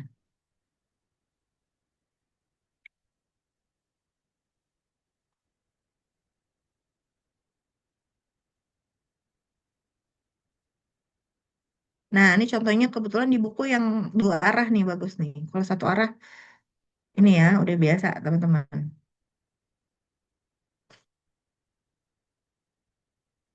Muncul, sudah muncul? Sudah, Ibu. Oke, kita akan membandingkan keragaman dari bobot koin. Ya, jadi ada dua kondisi. Populasi satunya adalah bobot koin yang diukur sebelum eh, kuartal 1964 gitu ya. Ada yang diukur setelah 1964. Jadi kalian bisa jadikan sebagai salah satunya populasi satu dan populasi 2. Masing-masing diambil sampel 40 ya. Masing-masing diambil sampel 40 dan diperoleh simpangan baku yang satu yang pre 1964 itu adalah 0,087. Sedangkan yang sesudah 1964 simpangan bakunya adalah 0,06194. Kita lihat pertanyaannya. Gunakan taraf signifikansi 5% untuk menguji bahwa bobot yang pre dan bobot yang post itu berasal dari populasi dengan yang standar deviasi yang sama. Jadi kalau sama standar deviasinya, maka sigma 1 kuadrat, simpangan baku ya, tanpa kuadrat. Jadi sigma 1 sama dengan sigma 2. Ini berarti masuknya di H0. Sehingga H1-nya adalah sigma 1 tidak sama dengan sigma 2. Atau dia ekuivalen dengan sigma 1 kuadrat sama dengan sigma 2 kuadrat. Ya, tidak apa-apa kalau mau ditulis dalam bentuk ragam. Maka sekarang saya tanya, siapa yang menjadi S1 kuadrat di kasus ini, teman-teman? Pre. Pre. Kenapa pre?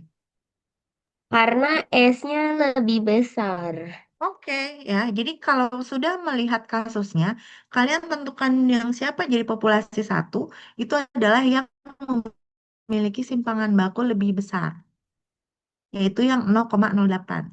Sedangkan yang post itu adalah untuk yang populasi kedua. Sehingga di sini S2-nya adalah 0,06194. Seperti itu. Nah, kita coba lihat jawabannya. Maka statistik ujinya, nah ini ya. Jadi kalian boleh menuliskannya dalam bentuk ragam atau tadi dalam bentuk simpangan baku. Karena yang ditanyakan sebetulnya adalah simpangan baku, ya, gitu. Nggak masalah, itu dia ekuivalen.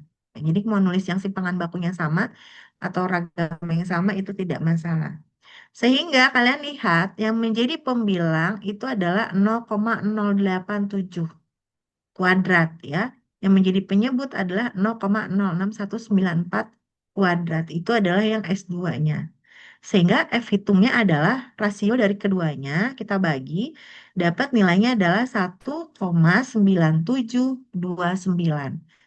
Mudah banget kan menghitung F-nya? Nah, sekarang kita bagaimana menentukan daerah penolakan H0-nya.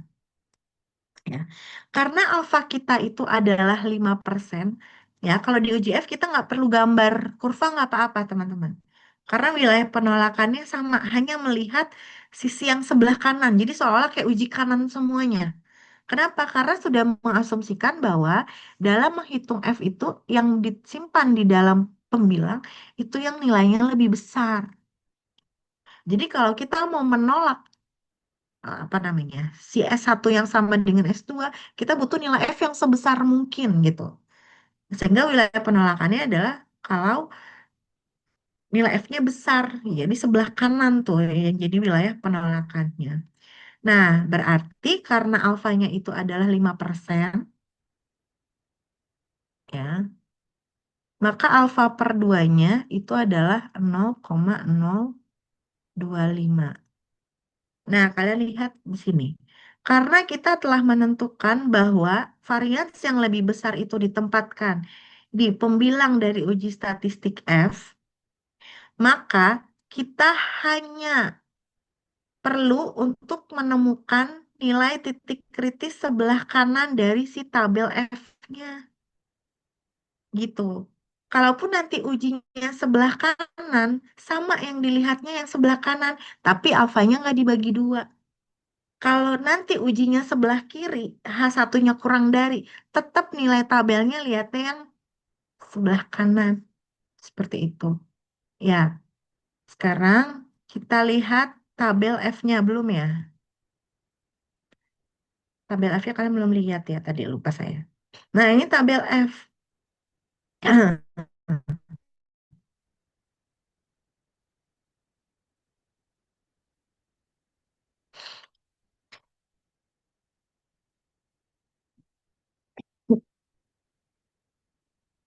Ya, jadi pokoknya lihat aja F itu nanti ada beberapa alfa. Ada yang alfanya 0,025, ada yang alfanya 0,05. Nah, ini 0,05 ya, alfanya 0,05.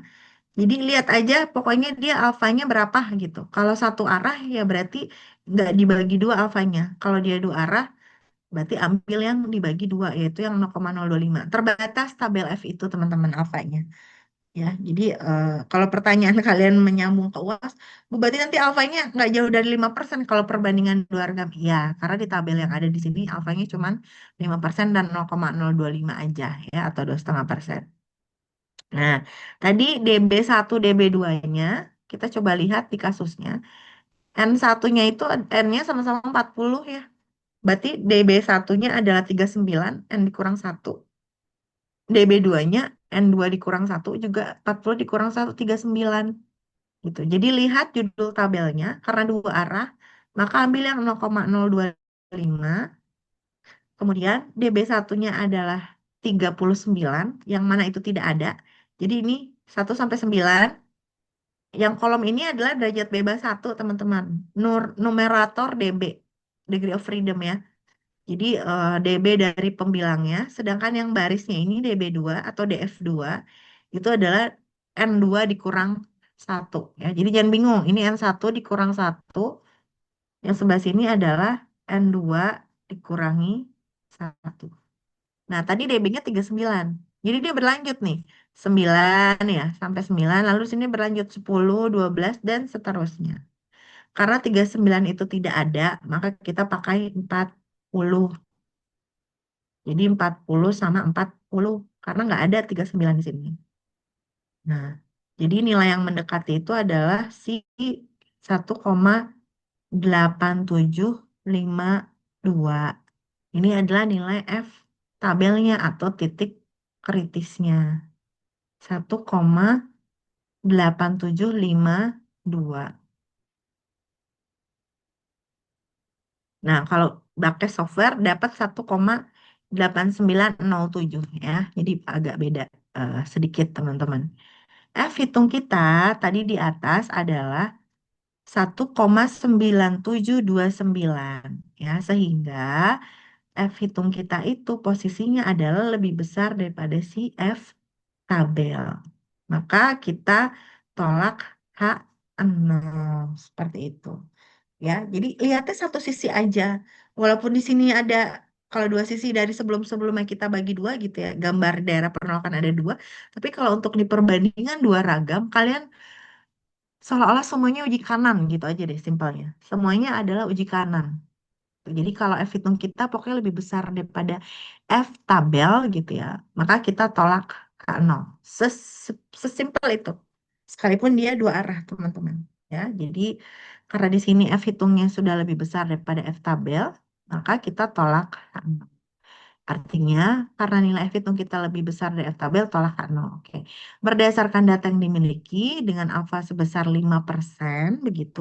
Kalau kita tolak H0, maka kita terima H1.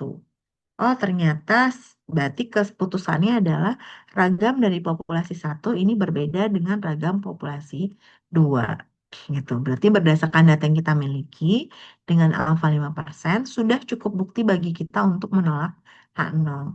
Yang artinya bahwa ragam atau varian dari si bobot koin tersebut antara yang sebelum 1964 dan yang setelah 1964 itu berbeda ragamnya atau simpangan bakunya juga berbeda. Sama ya kalian. Seperti itu. Bisa dipahaminya?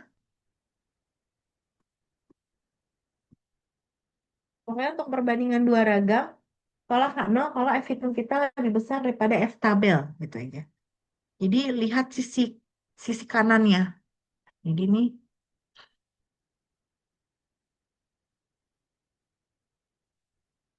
pokoknya lihat sebelah sininya aja. Selalu lihat sebelah sini. Mau H1-nya tadi tidak sama dengan, mau H1-nya kurang dari atau lebih dari, pokoknya sekarang ujinya kalau kita semuanya di sebelah kanan. Gitu teman-teman. Kalau kita perbandingan dua ragam. Karena kita sudah tetapkan nilai yang berada di pembilang itu adalah nilai yang lebih besar. Arahnya ke situ. Kenapa kita lihatnya selalu yang seperti ujinya uji kanan semua. Kira-kira seperti itu ya. Jadi agak beda memang kasusnya untuk yang perbandingan dua ragam. Bagaimana bisa dipahami? Nanti saya berikan soal latihan lagi ya. Saya berikan soal latihan untuk teman-teman pelajari lagi biar lebih paham maksudnya. Sebenarnya ya eh, untuk menghitung F hitung ya, dengan situasi normal tidak ditentukan S1 lebih besar daripada S2 itu tuh bisa. Tapi saya nggak bisa menjelaskannya secara online karena saya tahu agak susah dipahami sama kalian. Ya, mungkin nanti pada saat learning saya jelaskan. Jadi untuk membuat daerah penolakan H0 itu agak berbeda. Ada dua cara ya dengan mengasumsikan bahwa si ragam satu itu ada yang lebih besar atau ya sebagaimana naturalnya aja terserah siapa yang mau dijadikan S1 kuadrat, siapa yang mau dijadikan S2 kuadrat gitu. Bisa gitu. Cuman agak kompleks dalam melihat titik kritisnya. Kan, astagfirullahaladzim. Karena dalam melihat F-tabel, khususnya yang titik kritis sebelah kiri itu agak kritis, agak tricky, teman-teman. Ya, untuk mencari nilai yang sebelah kiri ini nih di tabel F, itu agak tricky. Makanya di buku ini tidak disarankan. Sehingga yang disarankan adalah, pokoknya lihat aja sisi kanannya, tapi asumsinya adalah bahwa dalam mencari F hitung, tempatkan ragam sampel yang lebih besar itu di pembilang dan ragam sampel yang lebih kecil ada di penyebut gitu. Dia melihatnya dari aspek seperti itu. Tapi bisa sebetulnya kalaupun mau ragam sampel pertama yang lebih kecil, ragam sampel dua yang lebih besar itu juga boleh. Tapi cara menggambar daerah penolakannya agak berbeda ya. Sebetulnya ini memudahkan kalian sih sebetulnya ya. Jadi kalau kalian tahu nanti eh, konsep yang nggak perlu diasumsikan bahwa yang S1-nya lebih besar, nah itu akan lebih bingung sebetulnya. Ya, gitu. Ya, silakan kalau ada yang ingin ditanyakan. Berarti nilai S-nya di sini Mhm. itu perlu dicari atau sudah diketahui di soal, Bu? Bisa dicari, bisa belum dicari, ya. Artinya memungkinkan gitu. Kalau memang sudah dicari ya kalian tinggal seperti tadi bandingkan langsung ya yang mana yang lebih besar atau langsung gunakan gitu. Tapi kalau belum belum ada gitu ya, maka kalian hitung dulu ya. Kita coba lihat contoh soalnya. Nah, seperti ini ya. Ini juga udah lagi ya, udah ada tuh S-nya udah diketahui. Nah, seperti ini. Ya, jadi ini adalah oh ini misalnya ya, BMI. Jadi Body Mass Index ya, indeks massa tubuh dari Miss Amerika. Ada yang eh, dari pemenang baru-baru ini gitu ya. Ini adalah indeks massa tubuhnya ada dari yang tahun 1920 sampai 1930. Jadi populasinya ada dua di sini. Berarti nanti kalian hitung dulu yang atas ini BMI-nya simpangan bakunya berapa. Yang kedua ini simpangan bakunya berapa. Nanti tentukan yang mana yang jadi S1 kuadrat, yang mana yang jadi S2 kuadrat. Seperti itu, Perdi.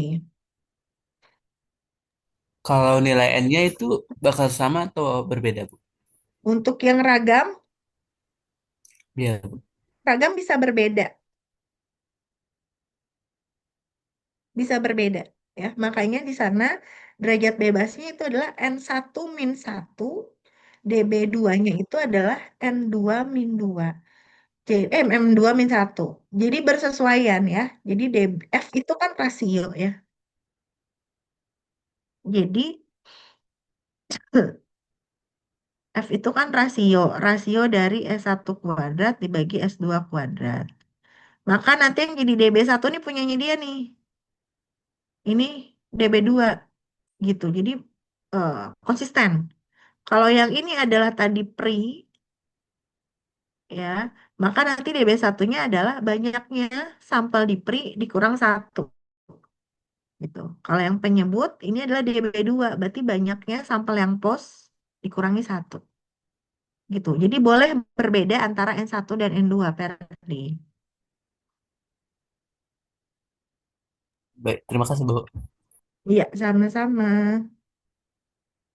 Ini kebetulan sama aja datanya ya, padahal boleh berbeda. Gimana? Yang lain ada pertanyaan lagi? Saya masih takut Iya. salah paham sama yang tadi. Mm-mm. Maksudnya yang kayak tadi kan si H satunya itu misalnya dia kurang dari gitu. Terus kata Mm-mm. ibu lebih kalau misalnya walaupun kurang dari, walaupun F hitungnya lebih besar dari si F apa namanya statistiknya, itu dibilang tolak itu nanti takut salah gitu loh, takut salah tanggap gitu. Ya pokoknya kalau untuk yang perbandingan dua ragam itu kasusnya seperti itu, kasus khususnya. Ya, jadi mana tadi whiteboard? Kalian harus tetap benar dalam menentukan H1 ya. H0 H1-nya harus tetap benar. Ya, begitu. H0 H1 ini udah harus clear, udah harus benar ya. Karena dia nanti kalau salah, kalian berpengaruh di keputusan akhirnya kesimpulannya. Ya. Nah, dalam menghitung statistik uji clear ya, mudah di sini S1-nya yang lebih besar daripada S2. Nah, dalam penolakan H0-nya, Apapun H1-nya. Jadi ini emang agak beda sama konsep pengujian hipotesis yang sebelum-sebelumnya yang kita selalu lihat H1 gitu ya. Nah, kalau di sini pokoknya apapun H1-nya, teman-teman, kita tolak H0 jika F hitung kita itu lebih besar daripada si F tabelnya. Lebih besar dari F tabelnya. Jadi, kalau dia satu arah, berarti di sini alfa. Gitu. Kalau dia dua arah, maka alfa per 2 gitu. Pokoknya gitu aja kalau perbandingan dua ragam ya, apapun H1-nya, kita tolak H0 jika F hitung kita lebih besar daripada F tabel gitu. Tuh, jadi jangan takut salah ya. Jadi harus paham ketika satu sisi maka di sininya adalah alfa gitu ya. Kalau dua sisi maka F hitung kita lebih besar dari F alfa per 2 db1 dan db2. Seperti itu. Ya, nah dia tadi contohnya di contoh soal kan dia dua arah ya. Tapi dia hanya melihat nilai titik kritisnya sebelah kanan. Artinya karena dia dianggapnya lebih besar terus gitu. Tidak melihat seperti sebelumnya kita lihat sebelah kiri dan sebelah kanan. Bikin daerah penolakan sebelah kiri, bikin daerah penolakan sebelah kanan gitu kan. Pokoknya sekarang tolak H0 kalau F hitung kita lebih besar daripada F tabel. Gitu ya Nadia ya. Kalau dia kurang dari juga dilihat dari sebelah kanannya, Bu. Iya, betul. Bentuknya Sama. gimana ya, Bu? Kurang paham soalnya. Apapun hasad, apanya? Bentuk grafiknya gimana ya? Nah, Contohnya gitu. makanya tadi saya sampaikan jangan lihat grafiknya. Makanya saya bilang kalau yang perbandingan dua ragam nggak perlu digambar grafik, nggak perlu. Karena nggak bermakna gambarnya. Nggak bermakna. Karena kalau kalian uji satu arah, sebelumnya itu kan grafiknya itu, berarti yang ini yang diarsir kan? Ya nggak? Ya, Sebelah Bu. kiri kan? Nah, kalau di sini ini nggak bisa dicarinya.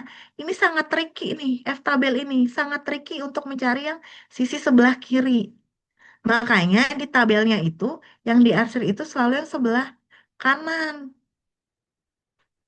Karena kita di uji F-nya, di statistik ujinya kita sudah asumsikan bahwa yang ada di pembilang itu nilai yang lebih besar dari yang ada di penyebut. Makanya di wilayah penolakan H0 ini nggak usah gambar. Pokoknya yang perbandingan dua ragam tidak perlu digambar. Kalau kita sudah menetapkan bahwa si S1-nya itu lebih besar daripada si S2, Perdi. Pokoknya tinggal cari F alfanya berapa, DB1-nya berapa, DB2-nya, lalu bandingkan dengan F hitung kita. Kalau F hitung kita lebih besar, maka kita tolak H0. Gitu aja. Ya. Jadi udah nggak berlaku lagi tadi yang gambar sebelah kiri. Kalau di perbandingan dua ragam itu udah nggak berlaku lagi gambar kayak gini. Karena semuanya sama penolakan H0-nya. Kalau F hitung kita lebih besar daripada F tabel. Jadi nggak perlu digambar lagi kalau di perbandingan dua ragam. Ya. Jadi jangan dipikirin gambarnya gimana. Nggak usah digambar. Pokoknya cari aja F alfa. Kalau ujilah dengan taraf signifikansi 5%. Kalau dia di H1-nya adalah dua arah, alfanya bagi dua aja. 0,5 dibagi dua berarti 0,025. Maka di tabel F tadi cari yang alfanya adalah 0,025. Kalau ujilah dengan alfanya adalah 5%. Lalu H1-nya itu kurang dari atau lebih dari. Maka alfanya kan tidak dibagi dua ya. Maka alfanya sama dengan 5%.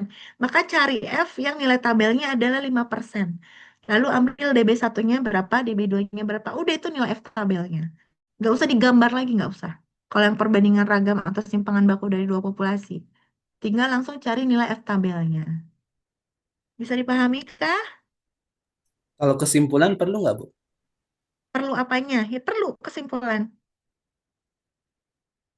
Kesimpulan perlu apanya maksudnya, Perdi? Buat kesimpulannya gitu, Bu. Biasanya kan ada kesimpulan di terakhir. Perlu, perlu, perlu. Tadi kan di contoh yang di buku ada ya, saya tulis berdasarkan data yang dimiliki. Perlu kesimpulan.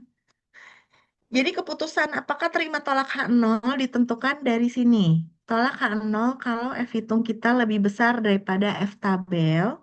Udah dapet nih. ya kan? Maka tolak atau enggak nih nanti keputusannya. Kalau dia F hitung kita itu kurang dari F tabel, maka tolak atau terima H0.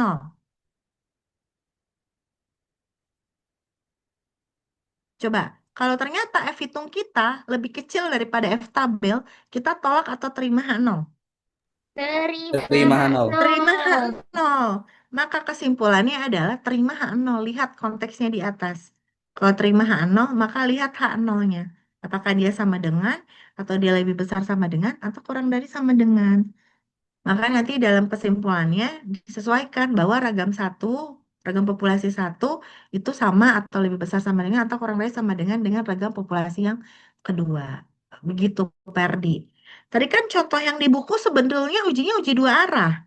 Ya, yang di buku itu ujinya adalah uji dua arah. Nih lihat satunya. Normalnya kalau kita pakai Z atau pakai T gitu ya, maka kita akan menggambar. Ini daerah penolakannya, ini daerah penolakannya gitu kan. Lalu kita cari nilai Z yang sebelah kiri, nilai Z yang sebelah kanan. Di tabel F, dalam mencari titik yang sebelah kiri ini sangat tricky.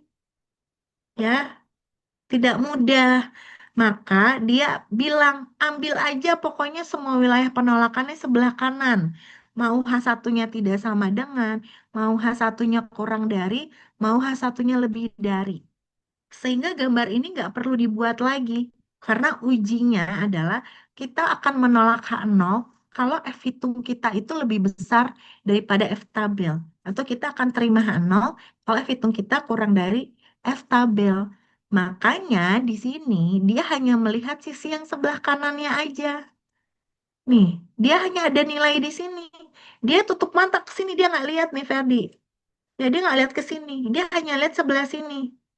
Padahal ini uji dua arah gitu.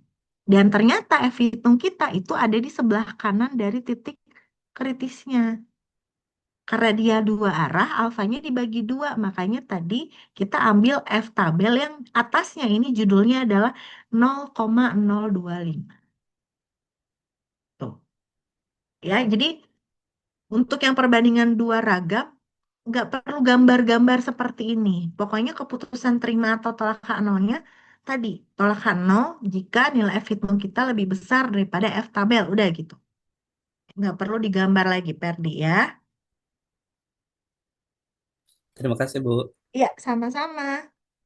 Saya suka kayak gini. Jadi kalian kritis ya bertanya karena bingung gitu. Jadi mau paham gitu ya. Jadi saya nggak marah kalau teman-teman bertanya tuh saya nggak marah, saya senang. Karena artinya kalian pengen paham. Ya, kalian nggak mau bingung begitu. Ya, mungkin positifnya teman-teman yang lain sudah paham gitu ya, makanya tidak bertanya gitu ya, tidak apa-apa gitu. Tapi Perni menunjukkan contoh yang baik bahwa kalian jangan malu untuk bertanya gitu ya. Biar saya tahu, oh kalian bingungnya di mana, sulitnya di mana gitu. Ya, jadi jangan takut ya, nggak akan diomelin.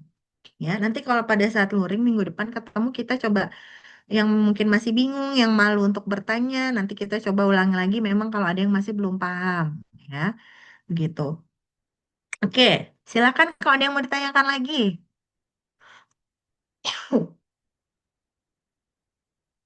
Ya, jadi sekali lagi, kalau untuk kasus perbandingan ragam dua populasi, ini agak berbeda kasusnya. Ya, kasusnya adalah beda kenapa? Dalam menghitung F, dia sudah mengasumsikan bahwa S1 kuadratnya itu harus yang lebih besar. Karena ditetapkan S1 kuadratnya itu lebih besar daripada S2 kuadrat, berimplikasi pada daerah penolakan atau daerah kritisnya, gitu. Berbeda dengan apa yang kita sudah pelajari sebelum-sebelumnya dari nilai tengah, proporsi, sampai dengan yang simpangan baku kasus satu populasi. Ya, bahwa sebelumnya kita lihat H1-nya, jadi tergambar wilayah penolakannya. Kalau di perbandingan dua ragam, nggak usah gambar. Nah, pokoknya yang perbandingan dua ragam tidak perlu digambar. Lihat saja nanti F hitung kita berapa, lalu cari F tabelnya. F tabelnya berarti lihat taraf signifikansinya berapa, derajat bebas satunya berapa, derajat bebas duanya berapa. Kalau H1-nya satu arah ujinya, maka alfanya jangan dibagi dua. Kalau H1-nya dua arah, maka alfanya dibagi dua untuk melihat di tabel F-nya. Tabel F itu terbatas nilainya. Ya, ada yang alfanya 5%, ada yang alfanya 0,025. Ada yang 1%, tapi di sini tidak ada di buku Mario F. Triola. Jadi, karena disepakati bahwa kalian pakai tabelnya yang ini, maka kalaupun nanti ada soal, alfanya yang nggak akan beda dari 0,05 atau 0,025. Untuk alfa bagi 2 nih biasanya kalau 0,025. Gitu ya. Nah, nanti coba saya berikan soal latihan untuk teman-teman kembali berlatih. Nanti pada saat pertemuan luring, kita coba bahas lagi. Ya, kita coba klarifikasi lagi konsep-konsep yang mungkin teman-teman masih bingung atau belum pahami dari materi pengujian hipotesis. Dari mulai nilai tengah sampai proporsi, sampai simpangan baku dan ragam kasus dua populasi. Silakan siapkan pertanyaan sebanyak-banyaknya. Yang bingung, yang masih nggak paham, silakan. Ya, jadi ambil kesempatan tersebut untuk belajar. Karena setelah ini materinya lain lagi, ya, berbeda lagi. Jadi saya nggak mau teman-teman nanti masih ada yang belum paham, materi baru nanti jadinya seperti apa ketinggalan begitu ya. Ada hal-hal yang masih belum clear. Oke, ada lagi pertanyaan? Kalau tidak, mungkin bisa kita cukupkan sesi Vikon ini teman-teman ya, sudah mau maghrib. Terima kasih banyak atas segala perhatiannya, atas segala keaktifannya. Senang sekali kalau kita belajar itu bisa diskusi dua arah gitu ya. Semoga teman-teman yang masih mencoba memahami bisa kembali mempelajari sehingga bisa paham juga gitu. Nanti insya Allah minggu depan bisa kembali luring. Doakan semoga kita sama-sama sehat walafiat karena Prodi sedang fokus menyusun dokumen akreditasi yang deadline itu di akhir November ya. Jadi semua bisa terlaksana tepat waktu. Terima kasih sekali lagi. Saya akhiri perkuliahan sore hari ini. Wassalamualaikum warahmatullahi wabarakatuh. Selamat sore semua. Waalaikumsalam Waalaikumsalam warahmatullahi Sore, Bu. warahmatullahi wabarakatuh. Selamat wabarakatuh. sore, Terima terima kasih. kasih Bu Ya, Korin. Terima kasih, sama-sama. Bu. Terima kasih, Bu.